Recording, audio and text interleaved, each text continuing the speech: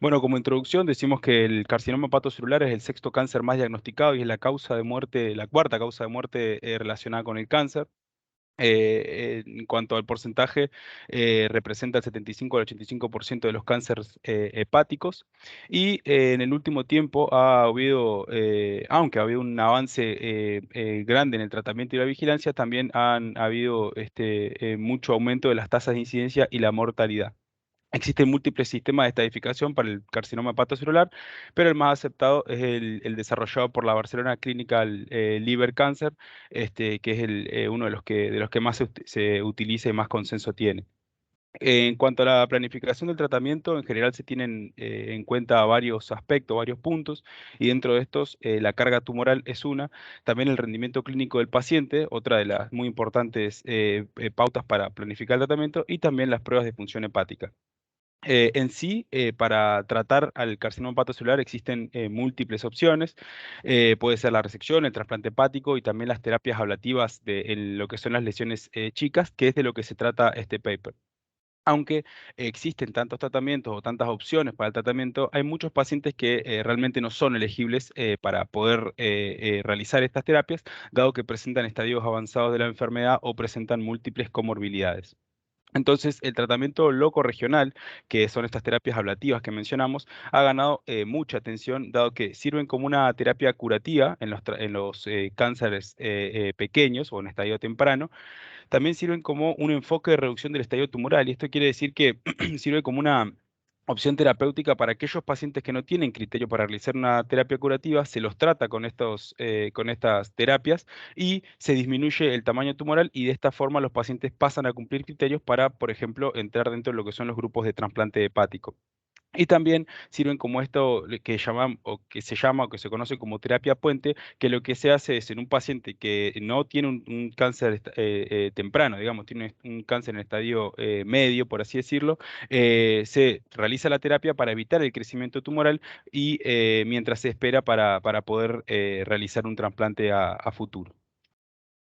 Este es un cuadro que me pareció muy interesante, que se presenta en el paper, en el que básicamente vemos todos los estadios que se pueden determinar del carcinoma hepatocelular, la caracterización de los pacientes y cada una de las terapias que se pueden utilizar. Nosotros nos vamos a centrar en lo que son, digamos, los estadios muy tempranos y los intermedios, que son los que se utilizan estas terapias ablativas. En general, también nos muestra, digamos, lo que son el tiempo de supervivencia. Y también nos va a mostrar algunas de las complicaciones que pueden haber, algunos hallazgos asociados. Bueno, las imágenes. Este punto es muy importante, dado que por imágenes se guía lo que es la elección de la terapia loco-regional más adecuada, se identifican las complicaciones post-tratamiento, se evalúa la respuesta al tratamiento y también se suelen o se utiliza para detectar la recurrencia de estos tumores. Las modalidades de imágenes más comunes son la tomografía computada y la resonancia magnética dinámicas, ambas con contraste. Acá dejo un cuadrito que también resume todo lo que son de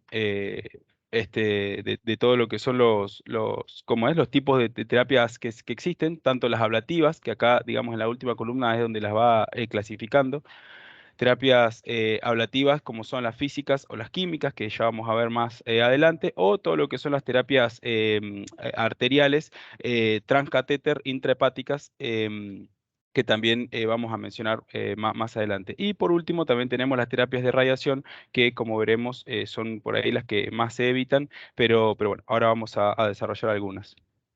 Cuando hablamos de ablación de tumores, digamos, nos referimos a que esta ablación o este tratamiento de los tumores puede ser de dos tipos, energética y no energética. Dentro de la energética tenemos lo que son las térmicas y las no térmicas, y dentro de lo que son las no energéticas son las que consideramos las químicas. Todas estas, no importa el tipo que se trate, tienden a inducir el daño celular y la necrosis tumoral, por lo que de esta manera es la forma que actúan. Como mencionábamos anteriormente, este tipo de terapias se utilizan en general para tumores en estadios tempranos o chicos o localizados. Vamos a hablar un poco de lo que es la ablación química. En este sentido, digamos, son sustancias químicas que se infunden a las células neoplásicas y estas sustancias químicas van a provocar deshidratación, desnaturalización de proteínas y posterior necrosis. El que más se utiliza es el etanol, pero también se suele utilizar el ácido acético o el hidróxido de sodio. Las tasas de progresión post-ablación química rondan o suelen llegar hasta el 30%, variando del 5 al 30%. Este es un método simple, seguro, de bajo costo y efectivo, por lo que es una buena opción para pacientes que en general presentan bajos recursos.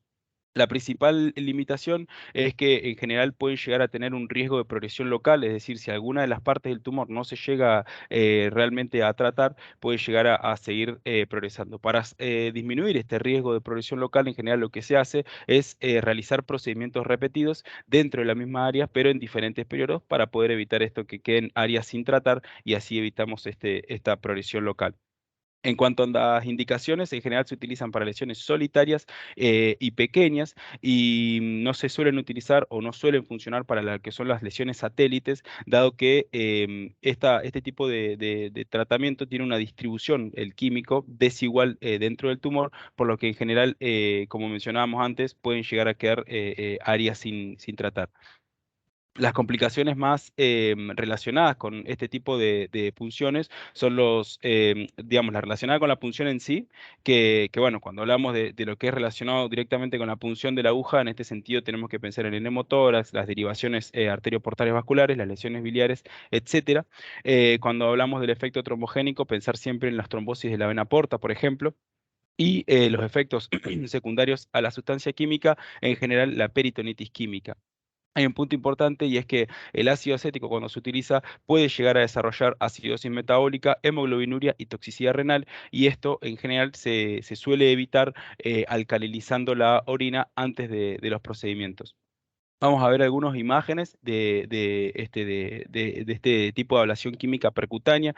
En ambos casos, bueno, tenemos el primer caso de arriba, las imágenes A y B, son una paciente de 60 años que tenía una cirrosis por una infección de hepatitis B y un carcinoma hepatocelular que fue tratada con etanol. La primera imagen, una imagen de tomografía computada en fase arterial y la segunda imagen es una fase portal que se realizaron 6 meses posterior a la inyección de este químico y lo que quieren mostrar es la región hipovascular o hipodensa que presenta un discreto borde hiperdenso, y lo podemos ver, se nota mejor por ahí en la fase portal, que estos eran hallazgos compatibles con tumor no viable. Vamos a ver más adelante que hay varios hallazgos que son esperables posterior a los procedimientos y este es uno, que haya un área que no realce, hipodensa y que suele presentar un borde hiperdenso y este borde está relacionado a un proceso más bien inflamatorio y no tanto tumoral. Bueno, las siguientes imágenes, la C y la D, corresponden a una paciente de 74 años que presentaba una cirrosis por hepatitis C y también un hepatocarcinoma y fue tratada con etanol. O sea, la imagen C es una imagen de tomografía computada en una fase arterial y la D es en una fase tardía. Antes que nada, quiero decir que las flechas, tanto en las imágenes acá como en las imágenes presentadas en el paper, están corridas, no están señalando, digamos, lo que realmente quiere señalar la imagen. Por ejemplo, en la imagen C, lo que podemos ver, ambas imágenes se tomaron un mes después del tratamiento con este químico, con etanol, y lo que muestra en la primera imagen, como decíamos la C, es un área hipodensa, hipovascular, que presenta un discreto área hipervascular. Y la D lo que quiere mostrar es que en sí, digamos, tenemos el área hipodensa y lo que está señalando en realidad la flecha punteada es un área discretamente hiperdensa que se extiende hacia la periferia de esta región hipodensa y que en general estaba relacionada a un tumor viable. Vamos a ver más ejemplos como este más adelante. La ablación por radiofrecuencia, por su parte, es una de las técnicas más comunes. ¿Y de qué se trata? Bueno, de aplicar una corriente eléctrica en un rango de radiofrecuencia de 450 a 500 kHz. Y esto lo que va a provocar es un calentamiento por fricción que va a elevar la temperatura de 60 a 100 grados centígrados más o menos, lo que va a terminar dando una necrosis por coagulación. Es En sí esta terapia es mucho más eficaz en el tratamiento del carcinoma hepatocelular primario en comparación con las metástasis. ¿Y por qué? Bueno, en general los carcinomas hepatocelulares suelen tener una cápsula o suelen encapsularse y esta cápsula actúa como un aislante térmico y esto lo que va a hacer es aumentar el pico de temperatura y prolongar la duración de la temperatura dentro de las lesiones. Por eso, como las metástasis no suelen tener esta cápsula, es que es mucho más eficaz para tratar los carcinomas hepatocelulares primarios que las metástasis. ¿Cuáles son las indicaciones? Bueno, estadios muy tempranos y tempranos. También se utilizan como terapia puente que mencionábamos antes y también pueden utilizarse como terapia combinada. Cuando el tumor excede los 4 o 5 centímetros, el mejor tratamiento siempre es la resección quirúrgica.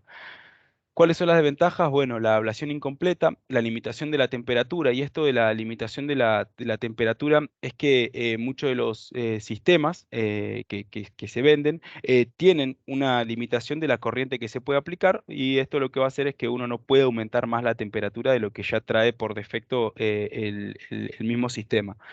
También mencionar que la proximidad tanto a conductos biliares, regiones subcapsulares y órganos intraabdominales, como se provoca, digamos, un aumento de la temperatura, pueden llegar a lesionar alguna de los órganos cercanos.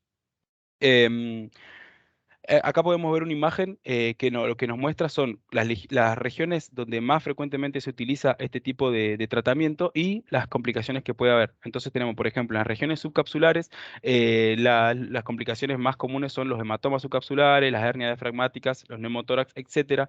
En lo que es el parénquima hepático, el más común es el absceso hepático cuando se realizan cerca de lo que es la vesícula, la colecistitis y la perforación de la vesícula son las complicaciones más frecuentes. Y cuando hablamos, por ejemplo, de lo que es vascular y biliaros, o que digamos que se realiza cerca de conductos biliares o vasculares, la hemorragia, los pseudoneurismas y las trombosis de la vena porta también representan los más frecuentes. Como mencionábamos, cuando se observan o cuando se realizan, perdón, cerca de órganos intraabdominales, la lesión de estos órganos es lo que termina también limitando y brindando como una desventaja a este tipo de tratamiento. Acá tenemos un ejemplo de lo que es una de las complicaciones después de una terapia de radiofrecuencia. La primera imagen corresponde a un paciente de 56 años que presentaba una cirrosis por hepatitis C y también un hepatocarcinoma que fue tratado con radiofrecuencia. La imagen A corresponde a una tomografía con contraste inmediatamente después del tratamiento, que lo que muestra es una extravasación del material que en realidad digamos, vemos un área bien hiperdensa, señalada por la flecha, en un área, el área hipodensa sería el área que se trató, el área hiperdensa que podemos ver sería extravasación y en realidad esto se veía a extravasación sanguínea, es decir, era compatible con un sangrado activo. Y la siguiente imagen que podemos ver, la imagen B, corresponde a un paciente de 60 años que presentaba una cirrosis hepática con un carcinoma hepatocelular. Esta tomografía se realizó una semana posterior al tratamiento con contraste, que lo que muestra es un área hipodensa que corresponde al tumor no viable, es decir, donde se trató toda esta área, y lo que nos muestra como una complicación, señalado por la flecha, es una trombosis de la vena porta derecha. Otra de las opciones de tratamiento que teníamos es la ablación por microondas. Este tipo de tratamiento crea un campo electromagnético, provoca una oscilación de moléculas dentro del tejido y termina provocando calentamiento y otra vez necrosis por coagulación. La eficacia es similar a la radiofrecuencia. En general calienta los tejidos más rápidos y alcanza mayores temperaturas. Recordemos que una de las limitaciones de la radiofrecuencia era esta, que no se podía aumentar la temperatura, lo que va a aumentar la zona de ablación y también disminuye la zona de disipación. Que esto también lo teníamos como desventaja en la radiofrecuencia, dado que podía alterar digamos, estructuras adyacentes. Las indicaciones similares a la radiofrecuencia, pero tiene mejor uso en tumores cercanos a vasos, por lo que mencionábamos anteriormente. Y las complicaciones terminan siendo similares a las anteriores mencionadas. Entonces, acá tenemos un ejemplo de un tumor recurrente, un hombre de 55 años que presentaba un carcinoma hepatocelular que previamente ya había sido tratado sobre la cúpula hepática. La primera imagen es una imagen de tomografía computada en fase arterial previa al procedimiento que muestra el nódulo hipervascular que era compatible con un carcinoma hepatocelular.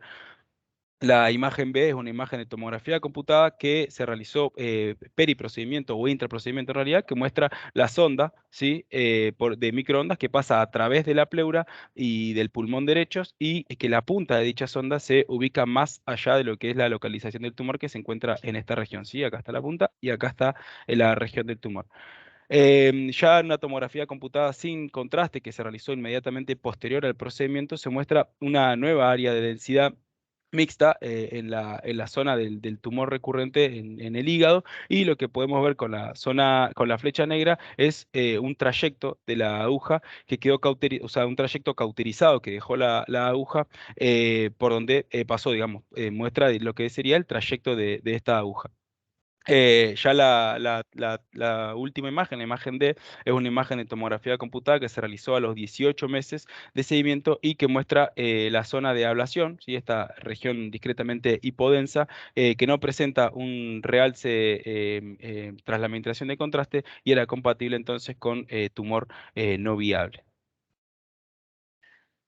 Bueno, la criolación, vamos a hacer una pequeña mención. Esta es la aplicación de temperaturas extremadamente bajas para destruir el tejido tumoral. En general se utiliza argón, que es un criógeno que produce enfriamiento, y luego se asocia a la aplicación de helio, que esto va a ser, digamos, va a terminar dando un calentamiento posterior a esta enfriación. Esta congelación y descongelación por ciclos lo que va a terminar provocando es una deshidratación y desnaturalización de proteínas con finalmente la hipoxia por isquemia. La eficacia es similar a la radiofrecuencia a las microondas. En general es menos dolorosa por este uso de la congelación. Y las indicaciones están dadas en general en los carcinomas hepatocelulares de ubicaciones difíciles, ¿sí? Que están al lado de estructuras críticas. Las complicaciones suelen ser similares a algunas otras técnicas de ablación. Pasamos a lo otro tipo de terapias, que son las terapias intraarteriales transcatéteres dirigidas al hígado. Esta, bueno, en general se puede utilizar como, con administración de algunos agentes terapéuticos intravasculares que puedan llevar o no embolización. Se utilizan para etapas muy tempranas o tempranas. En este caso van a servir como opciones terapéuticas. En las etapas intermedias o avanzadas sirven para controlar el tumor, la reducción del estadio o también como terapias puente. Y en las etapas paliativas, bueno, se usan con o sin terapias sistémicas para justamente disminuir algunas de las complicaciones propias de los tumores. Los tipos, tenemos la embolización transarterial, la quimioembolización arterial transcatéter convencional, la quimioembolización que presenta, digamos, liberación de microesferas con fármacos, una de las que es muy utilizada, y también lo que es la radioembolización transarterial. La eficacia de todos estos tipos de terapias son similares, y las contraindicaciones es que, bueno, pueden llegar a alterar el flujo de la vena porta, pueden provocar una afección extensa de ambos lóbulos del hígado y también lo que puede pasar es que haya una trombosis de la vena porta, en este caso tumoral, o incluso llegar a provocar una insuficiencia renal, digamos, relacionada a este tipo de terapias. Vamos a ver un ejemplo de lo que es una de estas terapias. En este caso es una quimioembolización transarterial con microesfera liberadora de fármacos. En este paciente era un paciente recién diagnosticado, un paciente de 72 años que presentaba cirrosis y un diagnóstico reciente de carcinoma hepatocelular.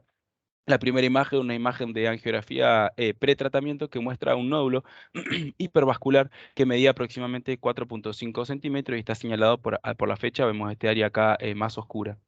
La siguiente imagen, la imagen B, es una imagen de tomografía computada junto con la imagen C, en la que la B es en fase arterial, la C es en fase portal y muestran un nódulo en el segmento 3 que se presenta hipervascular o hiperdenso en fase arterial con una cápsula tenue que podemos ver en las fases venosas, que esto era compatible con un carcinoma hepatocelular.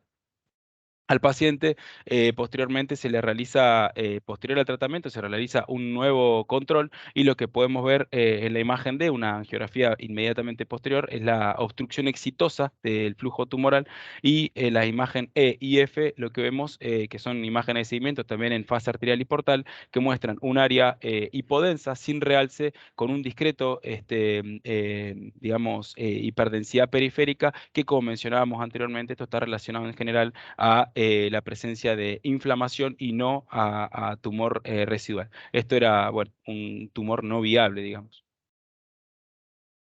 La radioterapia, como mencionábamos anteriormente, es una de las últimas o de uno de los tipos de terapia que se utilizan y este es la inducción del daño celular de las células cancerosas mediante la aplicación de alta energía física de la radiación. Las ventajas es que en general tiene un buen control local, una toxicidad favorable y no tiene límite del tamaño de lo que se pueda tratar. Las desventajas, bueno, la enfermedad hepática inducida por la radiación y la necesidad de múltiples sesiones, la eficacia en el tratamiento de tumores irresecables, aunque digamos, se necesitan muchos más estudios para estandarizar esto, y suele indicarse a pacientes con hasta 3 lesiones y no tienen límites de tamaño. En general está contraindicada en los hepatocarcinomas que suelen estar cerca del intestino, debido a que, bueno, digamos, el uso de terapias radiantes de radiación ionizante pueden llegar a aumentar el riesgo de hemorragia gastrointestinal y también de perforación. Bueno, como decimos, las complicaciones, todas relacionadas a la aplicación de terapia radiante, la fractura de costillas, la enfermedad por radiación, el daño hepático, etcétera, son de las que más uno debe preocuparse.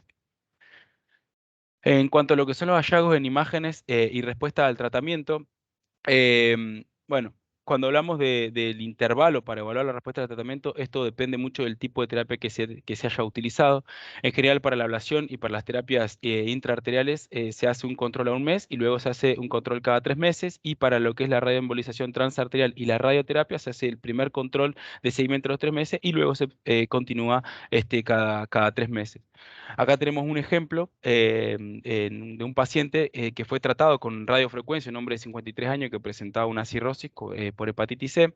Y estas imágenes, digamos, fueron obtenidas 20 días después del tratamiento. La primera imagen, la imagen A, muestra un área que fue el área tratada, digamos, que una señal en general hipointensa en secuencias T2, una resonancia magnética ponderante 2, que muestra un área central más bien hipointensa con un discreto área hiperintensa circundante. La segunda imagen que podemos ver, la imagen B, es una imagen ponderada en T1, que lo que muestra es una señal hiperintensa en el centro de la lesión con un discreto área o borde hipointenso. Y la tercera imagen, que es tras la administración de contraste, también en una resonancia magnética, que muestra que no se observan áreas de realce nodular y que se evidencia un realce perilesional, que esto en general, como mencionamos, se considera habitual posterior a un mes del tratamiento debido a la respuesta inflamatoria que se provoca posterior a dicho tratamiento, digamos. Entonces, estas imágenes son hallazgos habituales o normales hasta un mes post tratamiento.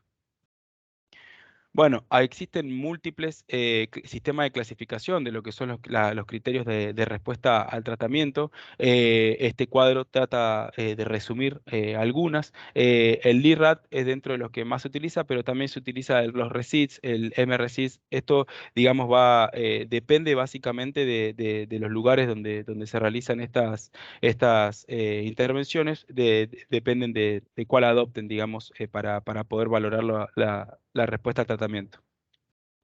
Dentro de lo que son los hallazgos de imágenes post procedimiento esperados, de 1 a 6 meses, lo que podemos esperar es que haya un área sin realce dentro de la lesión tratada, que haya un realce perilesional, pero que sea liso, homogéneo en fases arteriales, y esto es lo que hablamos de la hiperemia reactiva que mencionamos, y también podemos llegar a ver algunos cortocircuitos arterioportales, pero como mencionábamos, de 1 a 6 meses.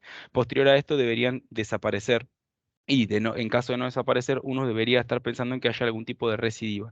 Y también la detección de aire, que en general esta detección de aire puede estar relacionada a necrosis o a aire que se introdujo por la aguja. ¿Cuál es el problema de detectar aire? Es que, bueno, en general puede persistir hasta un mes, pero puede llegar a ser difícil diferenciarlo de un absceso. Obviamente, si pensamos en un absceso, puede llegar a haber fiebre, dolor y en controles seriados podamos ver un aumento del aire, lo que en general nos habla de que hay una infección. Vamos a ver algunos ejemplos de los que son hallazgos sospechosos de un tumor viable. En general, hay que tener en cuenta que las recidivas tumorales suelen tener un patrón muy similar a los tumores previos, por lo que siempre se recomienda revisar los antecedentes previos de los pacientes.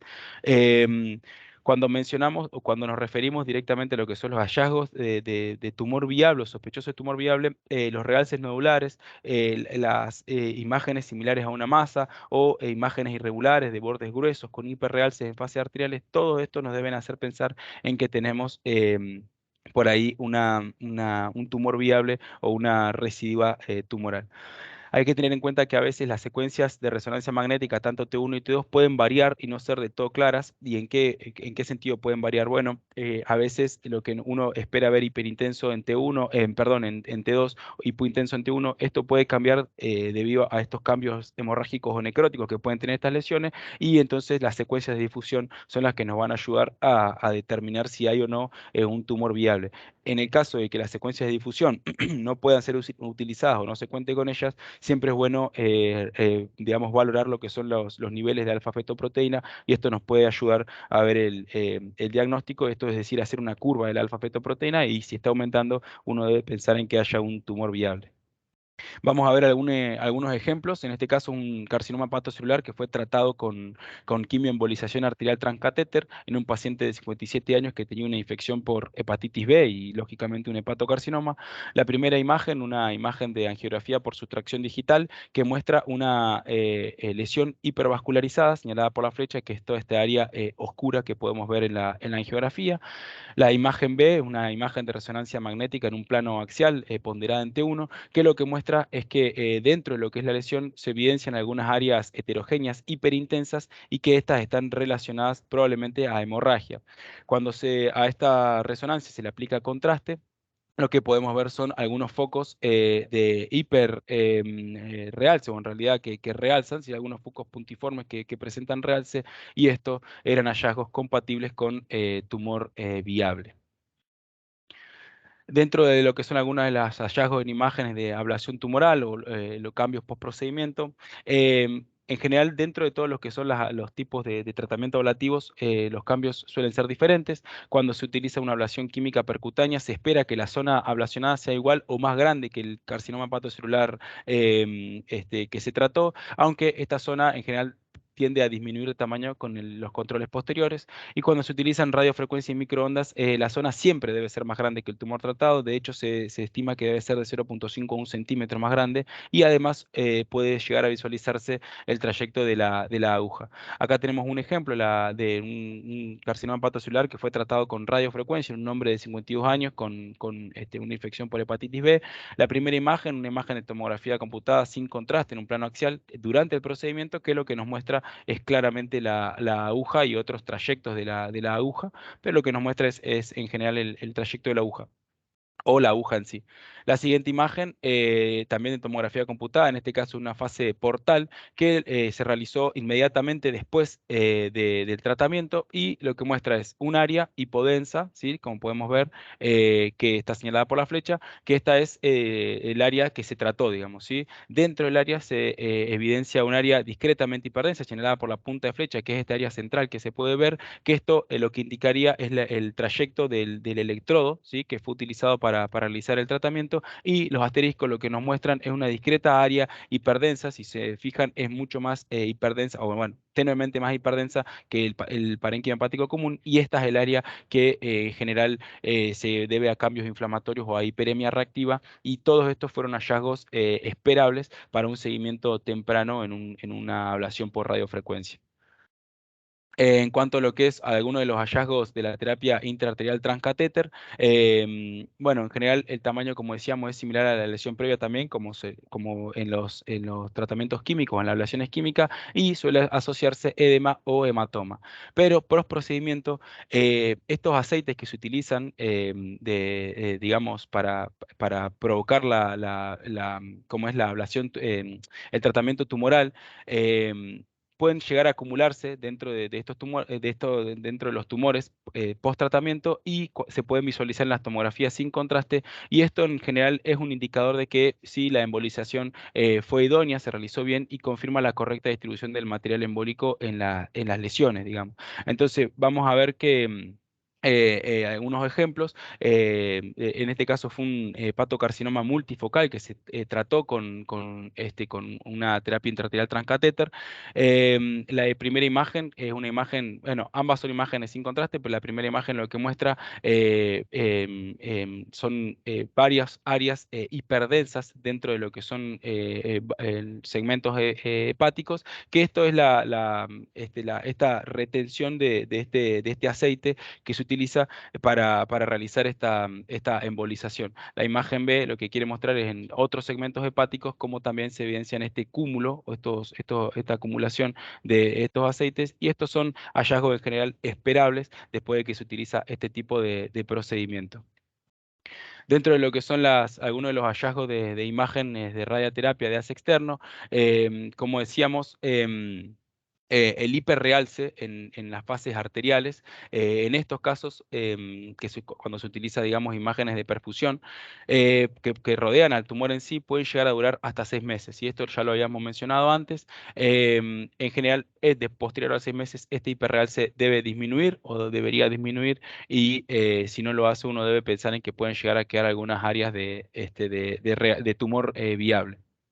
Em, en los ejemplos que traemos, el primer, digamos, son carcinomas hepatocelulares que fueron tratados también con radioterapia en un hombre de 73 años. La primera imagen de resonancia magnética es una resonancia magnética axial con contraste en fase arterial y en fase venosa portal, que lo que nos muestran son las áreas tratadas que presentan, ¿sí?, un realce periférico o perilesional. Esta, en ambas, ¿no? Tanto en fase arterial como en fase portal, es mucho más evidente en la fase arterial. Eh, ambas imágenes o este tipo de tratamiento fue tomado como un LIRADS equívoco, es decir, una respuesta parcial, ya que el realce en sí podía persistir hasta 6 meses, pero en este persistió más allá. Entonces, lo que se interpretó fue como que era una respuesta parcial al tratamiento, y bueno, este paciente luego se lo sometió a tratamientos posteriores. Dentro de lo que son las direcciones futuras que se mencionan en el paper, como vigilancia, lo que se está utilizando, lo que se pretende utilizar son protocolos de resonancia magnética abreviados, y esto es para provocar o para poder tener un aumento de la comodidad del paciente y que no esté tanto tiempo por ahí realizándose el estudio, y también para disminuir los costos de estas evaluaciones o vigilancias posteriores. Y también lo que se está utilizando es el PET-CT o el PET por resonancia magnética, utilizando nuevos trazadores que puedan servir como biomarcadores para poder evaluar la respuesta a los tratamientos. Como conclusión, bueno, tener en cuenta que estas terapias de tratamiento loco-regional juegan ya un papel muy importante en el abordaje de los pacientes con hepatocarcinoma. Los radiólogos, tantos que informan solamente, y también los radiólogos intervencionistas, deberían estar familiarizados con las características de las terapias loco-regionales, como también con los hallazgos que son esperados e inesperados, tanto en tomografía como en resonancia, posterior a este tipo de terapia, y también cuáles son los algoritmos de respuesta al tratamiento para poder estadificar adecuadamente estas enfermedades, y también conocer las complicaciones de cada uno de estos tipos de tratamiento.